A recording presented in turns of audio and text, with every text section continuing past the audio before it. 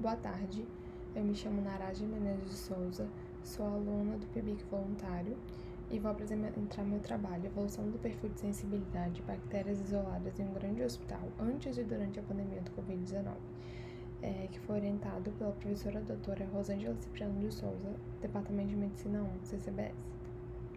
Bom, na introdução a gente tem como contexto a pandemia da Covid-19, que é um problema de saúde pública.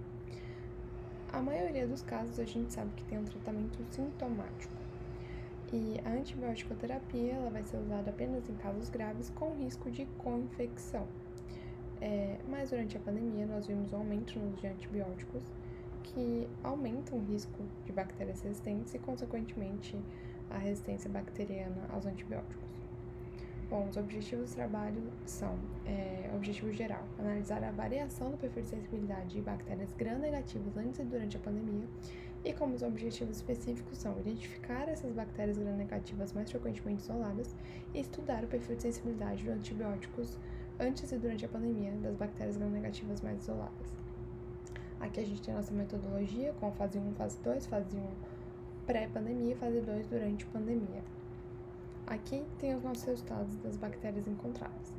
E as nossas bactérias gram-negativas mais frequentes foram Pseudomonas aeruginosa e Klebsiella pneumoniae e Acinetobacter baumannii.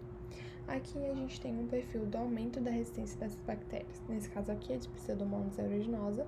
Aqui a gente tem nessa tabela o antibiótico e qual foi o aumento da resistência da Pseudomonas aeruginosa a este antibiótico. Então aqui a gente consegue ver, por exemplo, em imipenem um aumento de 18,5%.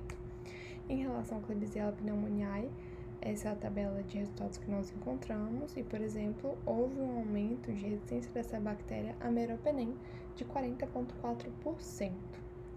Aqui a tabela referente a Acinetobacter baumannii e o aumento da sua resistência em relação aos antibióticos. Bom, como conclusão, a gente teve que as gram-negativas mais frequentemente isoladas foram Klebsiella pneumoniae, Acinetobacter baumannii e Pseudomonas aeruginosa.